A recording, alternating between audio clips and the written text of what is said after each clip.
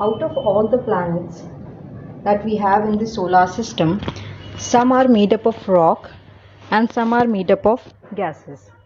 But there is something common among all the planets present in the solar system and present out of the solar system, that they are all spherical in shape. That is, they are all three-dimensional circle.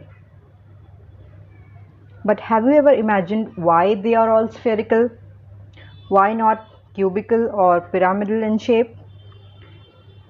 Well, the definition of planet, as by International Astronomical Union, states that a planet is a celestial body that has sufficient mass for itself gravity to overcome rigid body forces so that it assumes a hydrostatic equilibrium.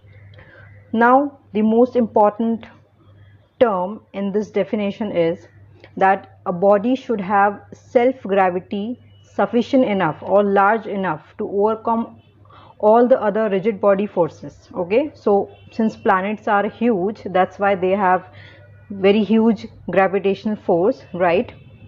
And the second thing is planets should be in hydrostatic equilibrium. Now, what is meant by hydrostatic equilibrium? In order to understand this definition, we will have to study how planets were formed, and we will have to go back to the time of Big Bang. Okay, so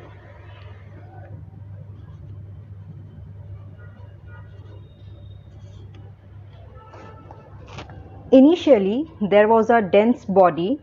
It was at very high temperature, and then explosion took place. Okay, so there was an explosion of a dense body.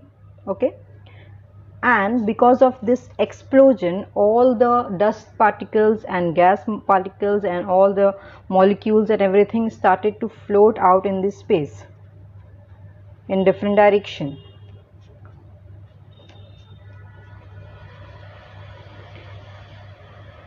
And each molecule of dust and each particle of gases had its own mass. So due to gravitational force, particles started to attract each other, okay, making bigger and bigger bodies. So suppose 4 particles have attracted each other, and then 5, and then 16, and then 64, and this is how it got increasing. Now bigger the body, bigger will be the gravitational force. So when particles started to attract each other, making bigger and bigger bodies, their gravitational force also increased, because greater the mass, greater will be the gravitational force. And due to this gravitational force, everything was pulled towards the center. So gravitational force acts from outside, pulling everything towards the center, because gravity originates from the center and attracting everything towards the center. So due to this gravitational force, every planet was compressed to the most compact size possible. So if you have a cube and you have a sphere and you have a pyramid or any other shape, which shape do you think will have minimum area or minimum volume? Yes, it's the sphere. So due to gravity, planets were compressed into the most compact shape possible, and that is a sphere, and hence all the planets are spherical in shape, and that is because of the gravity. Now what is meant by hydrostatic equilibrium? Before understanding hydrostatic equilibrium, let me tell you why asteroids are not spherical. Well, asteroids are too small, okay? Asteroids are random in shape and they are too small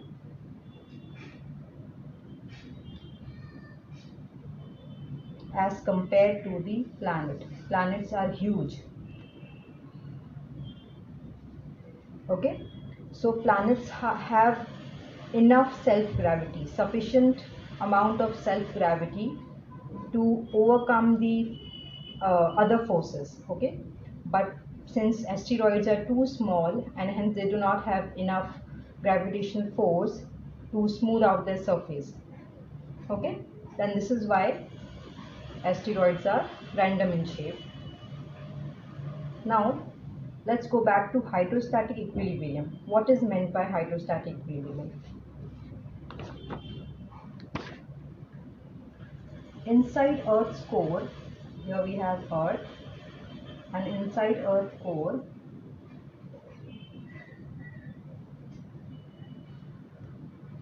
there is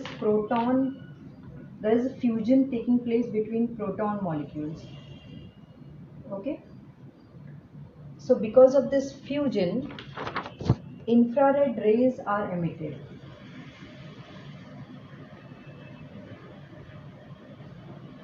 Okay, and this infrared rays increases the temperature of the core. So temperature inside the core is very high. It is about 5700 Kelvin, which is huge amount. Okay, so temperature is very high, and from ideal gas law we know that PV is equals to nRT, which means higher the temperature, higher will be the pressure, right? So because of the high temperature, pressure inside the core increases.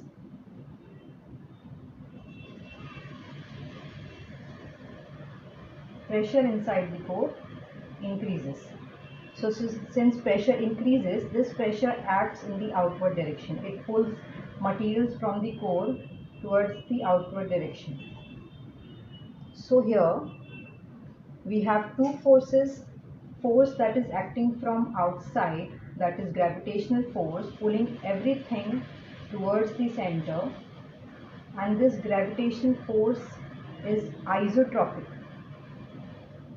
Isotropic means it is uniform in all the direction. It is acting uniformly from all the direction, pulling all the particles from outside towards the center, and there is a force which is known as thermal pressure. Okay, PT, let's call it thermal pressure. It is called thermal pressure because it arises due to infrared rays.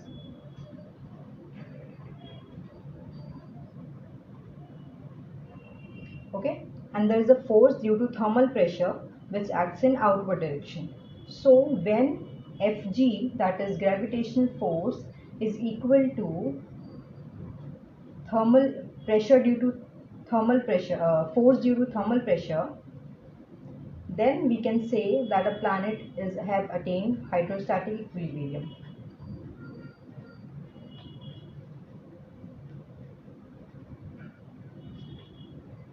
So basically, force from the outward direction and force from the inward direction should be equal, and then planets will be in the hydrostatic equilibrium. This is the reason why planets are spherical and not cubical or any other shape. But planets are not, however, spherical, proper sphere. They are oblate spheroids.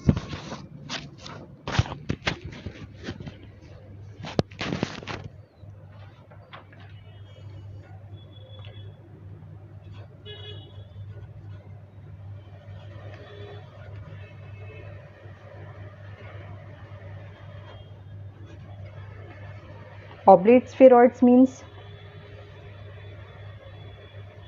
they are of this shape, and this shape is because of the spin motion of the planet.